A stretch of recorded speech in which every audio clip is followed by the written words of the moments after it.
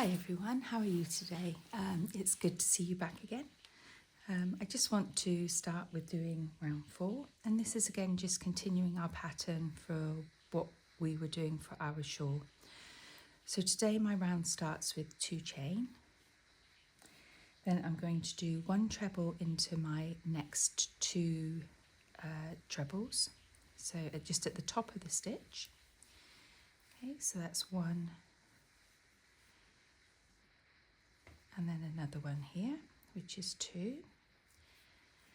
And then I'm going to be building on what I've already done, and I'm going to miss a treble, and then I'm going to do 5 treble into the next stitch here. So that's 1,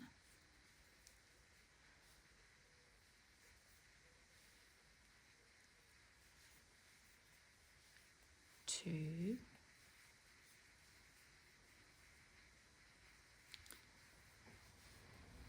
3,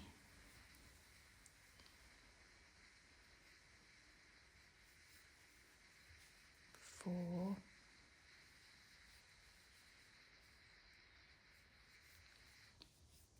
5. Okay, then I'm going to miss 1, and then I'm going to just do 3 treble into my last set. I look at these as little sections, and that's how I think of it when I'm working this shawl. It's like little sections that you're working and building up, okay? And that's how I'm thinking of the pattern, to know in my head whether I'm doing it right or wrong. And I'll just show you that just so that you can see. So you've got a set of 3 here with your first chain, then you've got a set of 5, and then you've got a set of 3, and that is essentially the pattern that you're going to be following around and building on. Okay, so how can I best describe a treble stitch? Because when I was doing this with for those of you that have just joined me, the reason I'm doing this is because I've been showing my daughter how to do it via WhatsApp. She lives a few hours away from me, and basically she has a friend who is expecting their first baby, and she wanted to do something a little bit different for them. And she knows I've done this shawl before for a couple of people that I've known that have had children, and it is a very pretty shawl. It's very it's different,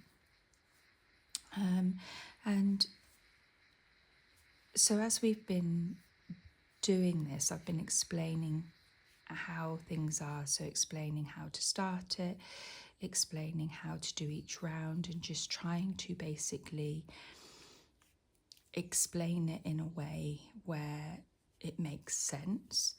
And it's interesting, some of the questions that she asks me, because it's like, well, okay, but what do you mean by that? What do you mean by that? And I think it's like anything, there is a lot of terminology around what we do, and we sometimes make it sound a lot more complicated than it actually is. So I will try and break down in my own way, and hopefully not confuse you more, and just see how we can do it. So the first stitches that we're doing in this round is a treble stitch, and this confused me for quite some time. And then I realised, well, actually it's just breaking it down into 3, and that's what it's doing. So with it, what you're doing is, when you are building it, you're kind of doing 3 sections, which is what makes it its treble, I guess, and that's what gives it its name. So when you're thinking of how to do things and you're trying to remember how to do things, you want to try and associate it with a thought of what makes you remember it better.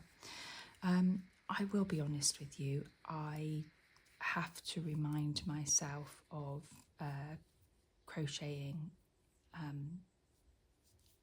stitches and what they are. I've been very lucky. My mum taught me how to knit. I did sewing at school because I loved it, and it's something that really I do need to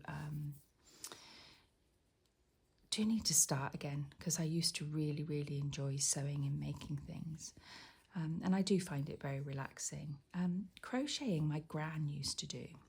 My gran used to just sit in her chair with a crochet hook and a ball of wool, and she would crochet and crochet and crochet, and she would make so many different things with it.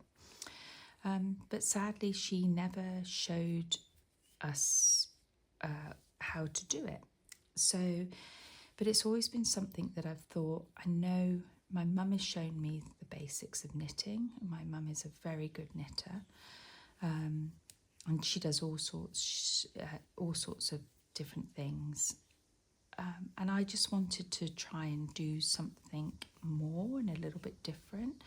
So that's why I decided I would try and crochet. And the reason I started it was because when I was at the second-hand shop, we've got a lot of little charity shops in our area, as I'm sure most people do in their area. And I came across a crochet book for beginners, and it just showed you all the basic stitches, it showed you the tools that you need, and it had some very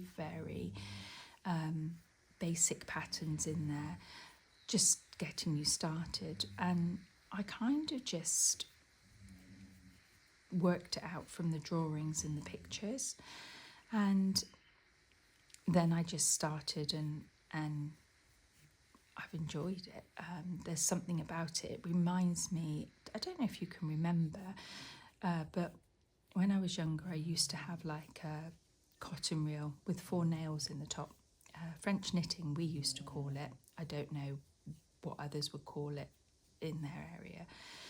But it was something that basically it reminded me of that, because you had like your wool that was wrapped around your 4 pins, and you were basically just pulling that wool over and making it into like a tube, and then that tube you could make into different things. I think for me, I find with crocheting, it grows very quickly. You can see what you're doing. It's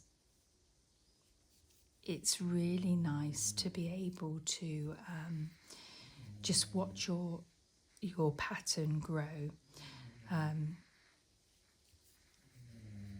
And to be honest with you, it's just, it's fun.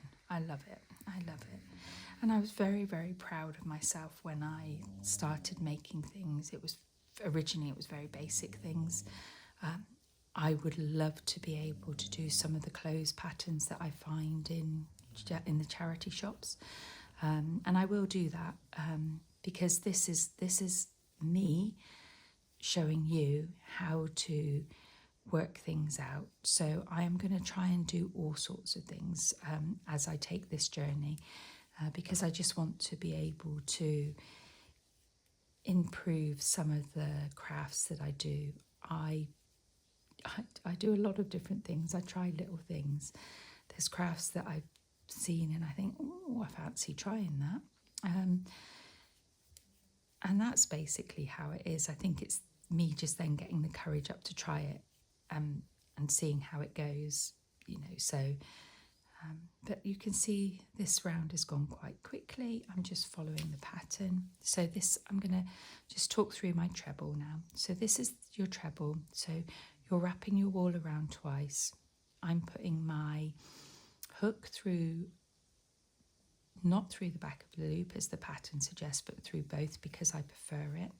I'm pulling up a loop and then I bring it through once. So that's one part of your stitch. Twice, that's the second part. And then that's the third part.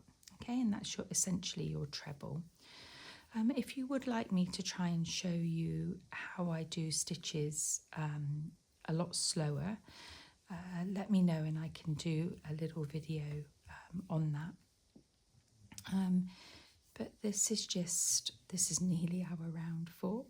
I'm catching you up, my daughter. Her name's Megan, by the way.